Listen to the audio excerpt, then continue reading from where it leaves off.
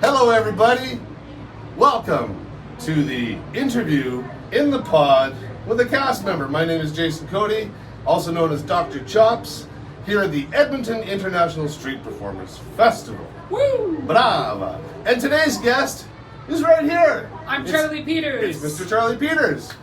Welcome. Thank you so much. Welcome to the pod. Lovely to be in this beautiful pod. It's a sweet pod. Yeah, it's a very sweet pod, like a sweet pea pod. Sweet pea pod. But bigger. Right.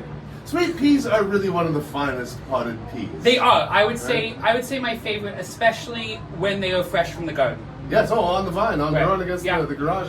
Do you have a garden? Are you a gardener? I don't. I live in a apartment. Right. And it doesn't have a lot of sunlight. Are you right? Sorry, you lost me at apartment. Yeah. Let's talk about you. Let's talk about you.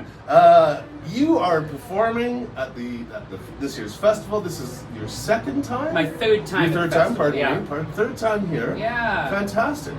And qu'est-ce que tu fais, monsieur? What do you do? Je fais juggling. Ah. So my work at this year's festival is in the Busker Academy. Okay. So Busker Academy is the section of the festival where we do sort of public education, and I say that it sounds really stodgy and boring. We teach you to juggle, we teach you to break dance. It's a lot of fun.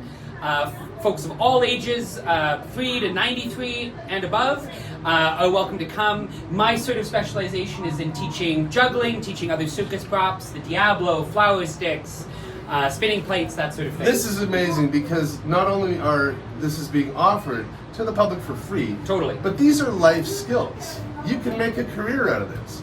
We had a guest in here yesterday, Flying Bob. You may know this I guy, know. right? Yeah, totally. Funnily enough, he is also from Saskatoon, which is where you're born. It sure is. You're born and raised. Born and raised in Saskatoon, so the Saskatoonians who Wow. are making our way into Edmonton. It's a little conspiracy. Here's a fun fact. Flying Bob and his buddy Dirty Dennis, I think that was his name, the Flying Detritus or something they were called. They were the only two jugglers in Saskatoon. Now this is in 1941, right? So Right. that was a while ago. Anyway, great thing. Okay, stop there because you are not just a juggler and a Diablo and a guy teaching children lifelong skills so they don't have to finish school. Last year, your character was a poet. I absolutely. You were a spoken word artist. Yeah. So I come into this world sort of sideways. You sure? I'm I'm just gonna grab my towel. For that one. So I have a background in theater, including in spoken word, and also in clowning. So that's sort of my sort of first in. So that character that I was doing, poetry, was a roving clown who spoke poetry. I thought I'd sort of combine these sort of my loves of poetry and of clowning, and I got to go around and improvise poetry with people, which is an absolute delight. Well, I recall from last year's festival that one of the Troupe de Jours you did, and you were doing the piece, the Ballad of Samedi, Yep, with the flashlight underneath, absolutely. and it was a midweek crowd, Yeah. but everyone was just spellbound by this guy reciting not only this epic tome, right, but in character, and it was just hallucinating to watch. It was great. I was hallucinating, Thanks. but it wasn't from the poem.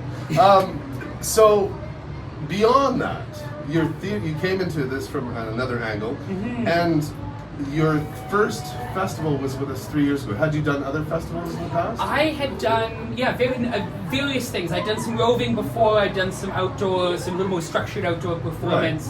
But yeah, that was in Saskatoon. In Saskatoon and Right. in BC and just in various places. Right. Okay, so that's one side of you. You are multifaceted, my friend, because you are also running a theater company. You're a secretary.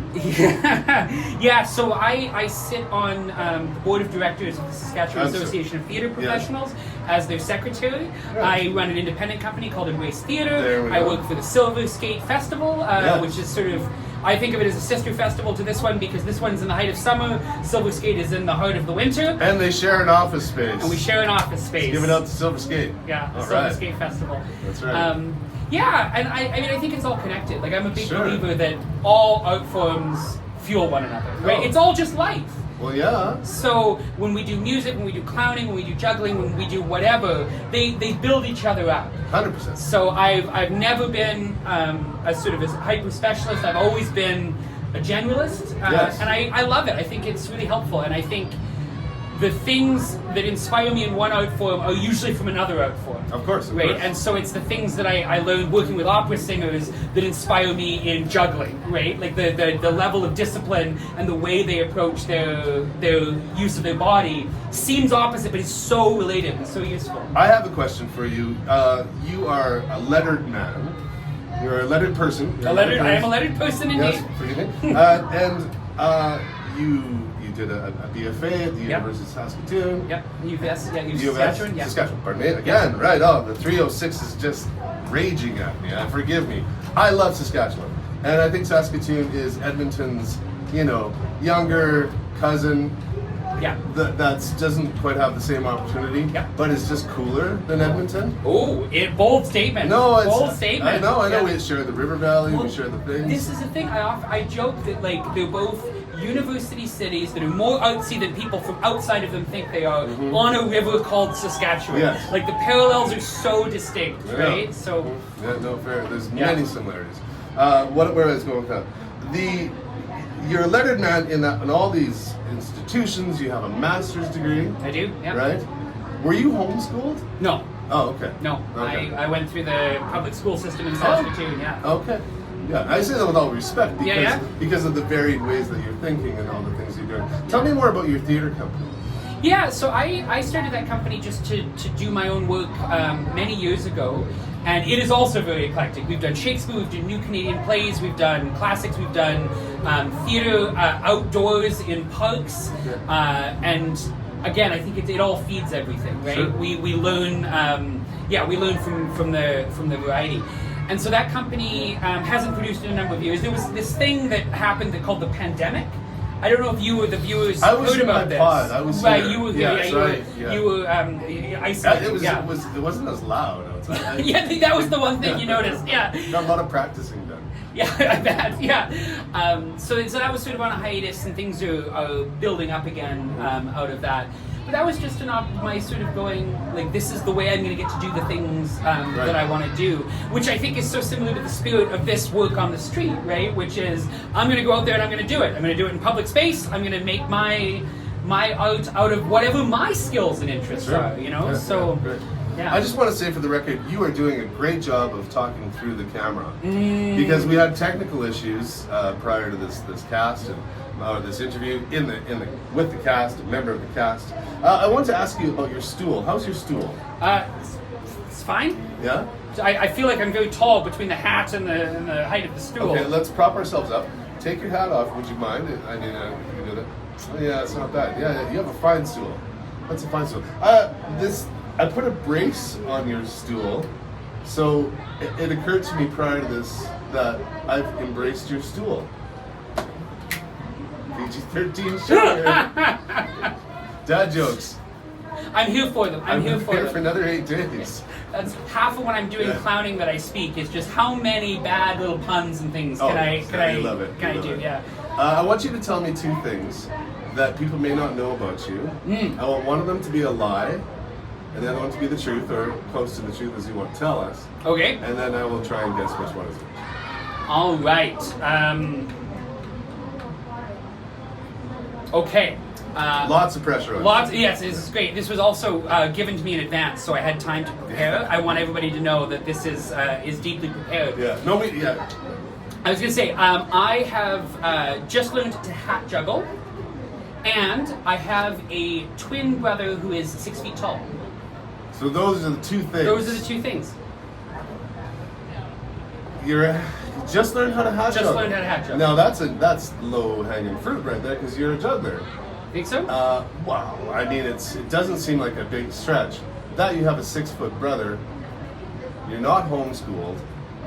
And you're from Saskatoon. I'm going to go that with you have. It's true that you have a 6-foot brother. I do have a brother. Yeah, I do have a brother. And this is what I wanted to say. I have not learned to hat juggle, and I've been so excited to. And some of the people at this festival have just been offering to teach me how to hat juggle, which I think says a lot about the sort of spirit of what goes on here. You're talking about the other artists. Many of the other artists at the festival have been like, "You want to learn this? Come, we'll teach you." Okay, hang on. Just before you go any further with that, is it Aton? It is Aton and Jay Flair.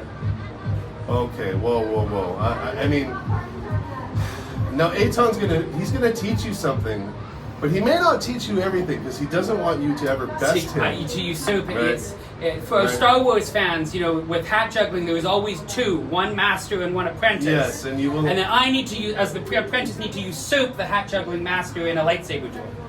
One thing about Aton, he is not a lettered man. So, although Aton does have many letters in that name, and interesting letters too, and vowels. Yes, lots of vowels. So in that sense, letter. Yeah. So I'm just giving you a little heads up. Jay, I mean, she's also a magician. So, can you really? Can you really what? Can you really what? I'm leaving that there. The folks at home can fill in that. But if I'm not mistaken, with no disrespect to Jay, she was taught by Aton. It's true. Right? Yeah, it's true. So maybe it's a duel between apprentices. Oh, son, clearly I saw that. I'm just catching up. I'm in the twisted grip of a plot. We're going to teach you how to hat juggle so you can take our gigs through the year. Wow. I just want to touch briefly because I know at the end of this week we have Late Night Madness. Yes, we do. Coming up. And last year you brought a character to the stage with a Hawksley Workman tune. It has been an image that has stuck with me. A fantastic tune, an amazing performance. Will you take part in this year's I will, yeah. Late Night Madness, which is on the Friday and Saturday of the festival. My goodness, 18 plus. Sorry, this is a 13 plus interview in the pod with members of the cast on a fine stool. But you're going to join us again? Yeah. I can't wait to see you. I'm not going to bug you for what it's going to be. Okay. I suspect it'll be different. It could be an evolution. You're a man of mystery. I mean, you'll bring it. This much I know. Yeah, I will. Yeah. Do I want to give a little spoiler of what it is? Well, why don't we talk about what you did last year? All right. If you're comfortable with that. Totally fine. I'm not giving anything away. Absolutely. Okay. So one of the many art forms that I have kind of dabbled in over the years is burlesque. Mm-hmm. And so that was the influence of that piece. Yeah. An art form that I love. And part of the challenge of what Late Night Madness is for us is do something that you wouldn't be able to do on the street. And burlesque, I think, is a perfect example of something that you would not be encouraged to do on the street, and for a good reason. But so that piece was inspired by a wonderful Hawksley Workman tune, Warhol's Portrait of Gretzky, so I found this Edmonton Oilers onesie at Value Village, and went, that's coming home with me. And so I'm doing a sort of a slow striptease out of this Edmonton Oilers onesie, and there's a lot of 99s hidden in it. So that was the gem. Do you want to drop a spoiler for this year's Late Night Madness? Sure. Because we just had a historic, hockey run. I sadly I won't be an Oilers themed one this year, but it will be a different burlesque piece. So there it is. Perfect. Charlie Peters. Thank you so much for having me, Jason. You're very Appreciate welcome. it. My pleasure. Yeah. Thanks, everybody. We'll see you at the next one. Bye. Bye.